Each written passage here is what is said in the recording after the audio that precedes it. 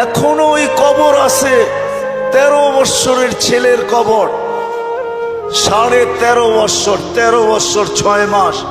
বৎসরে একবার ভারত সাগরের পানিগুলা উপরে ওঠে আর এই কবরের দেওয়ালে যায় একবার টাচ করে, একদিন টাচ করে, আর বৎসরে দ্বিতীয় দিন টাচ করে না। কিতাবি কথা বলতেছি না, আমি জিজ্ঞাসা করছি কমরু আইল্যান্ডে কেন টাচ করে, আমরা বলতে পারবো না।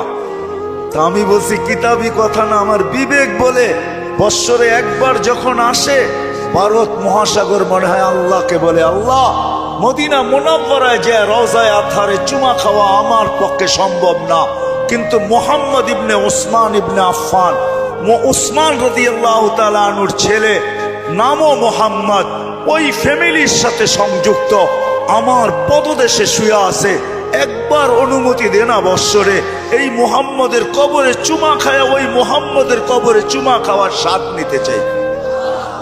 আপনি বলবেন এটার প্রমাণ আপনি কি করে দিবেন? আরেক হাদিস দিয়ে প্রমাণ দেওয়া যাবে যেটা সত্য। জাবের রাদিয়াল্লাহু তাআলা আনহু বলেন, আল্লাহ রাসূল ঘুমায় আছে, আমি পাশে বসে আছি, দেখতেছি দূরের থেকে গাছটা মানুষের মতো হাঁটতে হাঁটতে আসলো, আল্লাহ রসুলের মাথার কাছে দাঁড়ায় গেল। দীর্ঘক্ষণ দাঁড়ানোর পরে আবার মানুষের মতো হাঁটতে হাঁটতে নিজের জায়গায় যায় লেগে গেল। বুঝাই যাইতেছিল না ও একবার